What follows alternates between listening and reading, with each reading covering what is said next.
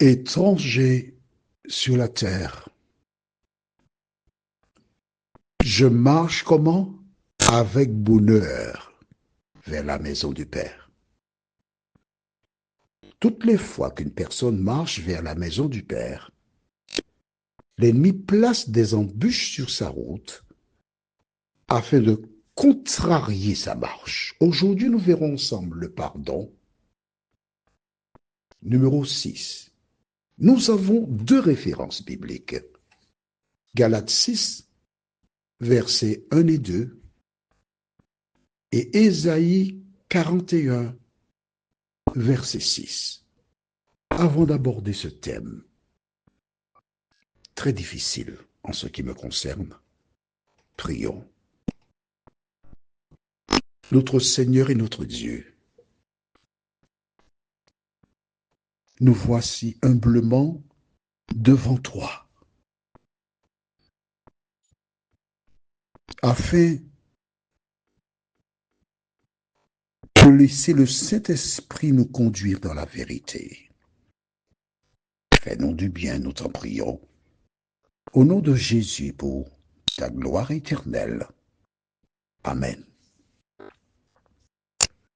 Je rappelle que je ne représente aucune communauté religieuse.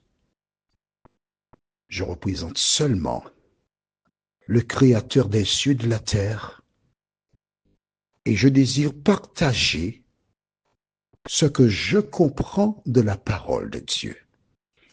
Lisons dans Galates chapitre 6, le verset 1. Frères, si un homme vient à être surpris en quelque faute, vous qui êtes spirituels, redressez-le avec un esprit de douceur. Prends garde à toi-même de peur que tu ne sois aussi tenté et sous-entendu que toi aussi tu viennes à pécher. Dans ce verset, Paul s'adresse à qui? À ceux qui sont spirituels. Et quand tu es spirituel, que fais-tu? Tu es là appelé à redresser, à aider cette personne qui est tombée. Et j'aime bien le terme qui s'est égaré. Quand tu n'es pas spirituel, quand tu n'es pas un enfant de Dieu, que fais-tu? Tu vas raconter aux gens, dire, voilà, c'est ce qu'il a fait, c'est ce qu'elle a fait. Et tu diffuses un message qui rend gloire à qui? À Dieu ou à Satan? Toi qui m'écoutes, tu sais lire. Tu vois ce que dit la Bible, redressez-le. C'est comme une voiture qui a fait un accident. Que fait le garagiste? Il va redresser la partie qui a été abîmée. C'est tout ce qu'il a à faire. C'est tout ce qu'il y a à faire. Mais est-ce que c'est ce que toi tu fais? Si tu ne le fais pas, je vais te raconter quelque chose. Écoute bien. Un jour, un pasteur laissait une communauté et il informa celui qui était censé le remplacer qu'il y a dans la communauté une sœur qui a des relations avec des femmes. Le terme, tu connais? D'accord. Mais qui n'a pas été au fond dans cette question. Et le nouveau s'est dit, mais comment tu es un berger? Tu sais qu'il y a un membre qui est en difficulté. À la lumière de Galates 6, verset 1, tu ne fais rien. Attention, je ne parle pas de berger. Je parle simplement de n'importe quel membre. C'est cela ton devoir. Et si tu ne redresses pas la personne, tu es coupable et tu perdras la vie éternelle. Mais oui, puisque Dieu te dit dans Ézéchiel, fils de l'homme, je t'ai établi pour être quoi? Une sentinelle. tu dois avertir la personne. Il y a donc une période qui s'appelle commission de nomination, où on nomme des personnes pour des fonctions. Et à cette rencontre, où il y a un petit nombre de personnes, 7, on présente cette personne pour qu'elle soit responsable de l'école du dimanche. Et ce pasteur qui est là, lorsqu'on propose, quelqu'un appuie en levant la main, et l'on demande ensuite, y a-t-il des remarques? Il pose la question, aucune remarque. Intérieurement, il se dit, il y a un problème. Il insiste, deuxième fois, troisième fois, pas de remarque. On passe au vote. Tous ceux qui sont en faveur, levez la main. Et les 7 personnes lèvent leurs mains. Il se dit, bon, on va voir. On suit.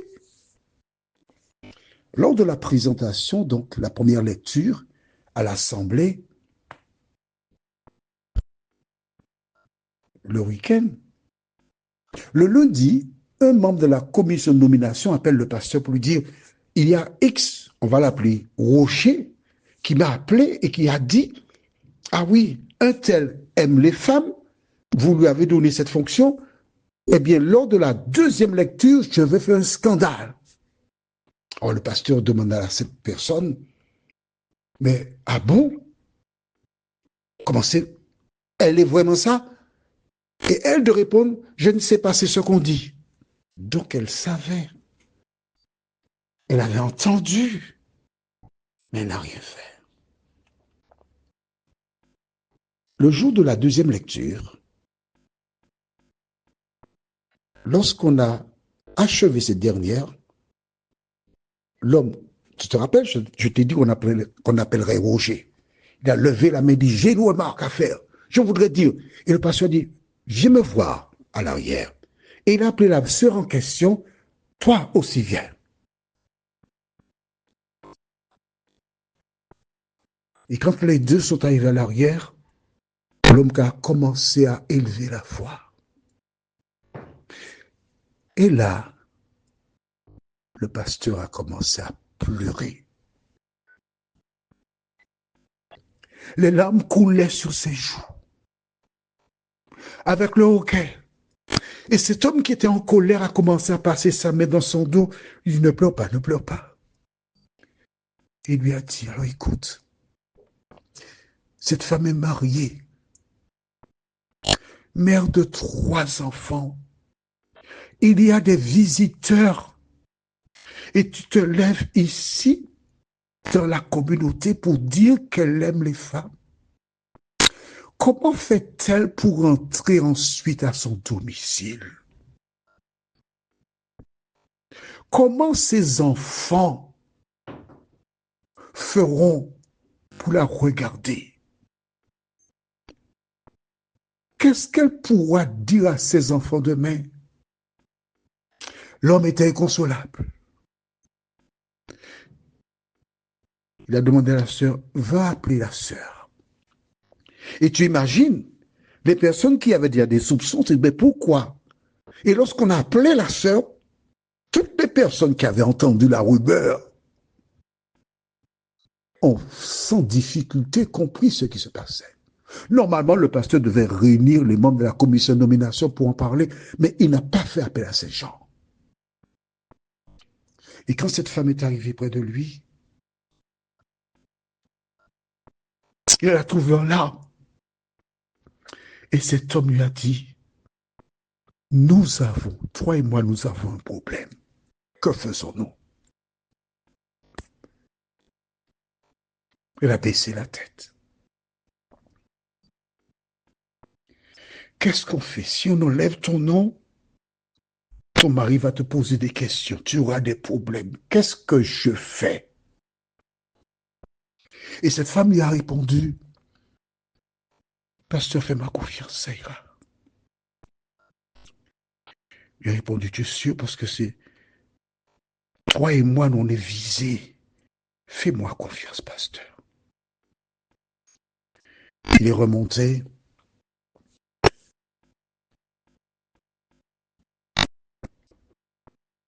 On a voté. Elle n'a pas eu de problème. Des mois plus tard, ce pasteur l'a rencontré quelque part. Elle lui a donné la main, elle a failli casser ses doigts. Elle lui a dit à l'oreille, merci beaucoup. Et il a répondu à cette femme, je savais que je pouvais compter sur toi. Il ne lui a pas demandé de venir dire à l'église, je demande pardon. Le simple fait qu'elle ait baissé la tête, elle n'a rien dit, elle reconnaissait sa situation. Le pasteur ne savait pas combien de fois elle avait pleuré dans son lit pour demander pardon. Et aujourd'hui, cette femme, elle vit pour la gloire de Dieu. Cet homme qui était prêt à la lapider, comme des gens du temps de Jésus, il a eu un malaise cardiaque. Il est mort. Ne tire jamais sur un enfant de Dieu. La Bible te dit, au verset 2, portez les fardeaux les uns des autres et vous accomplirez ainsi la loi de Christ. Mon ami, qui que tu sois, écoute-moi bien. Lorsque tu lis la parole de Dieu, Ésaïe déclare dans Ésaïe 41, verset 6, ils cèdent l'un l'autre et chacun dit à son frère, crois, courage. Mon ami, tu as entendu cet audio? Si tu ne fais pas ce que nous venons de voir ensemble, tu es à côté de la plaque. Tu es loin de Jésus. Prions. Notre Seigneur et notre Dieu. Qui sommes-nous? Dans Jacques 3, verset 2, nous lisons, nous bronchons tous de différentes manières. Mais nous voulons croire que nous sommes meilleurs que les autres. Seigneur, de nous aider jour après jour à ressembler à Jésus. Transforme nos cœurs. Aide-nous non pas à lire la Bible, mais à la mettre en pratique, nous t'en prions. Au nom de Jésus et pour ta gloire éternelle. Amen. Que l'Éternel continue de te bénir et mets en pratique la parole de Dieu.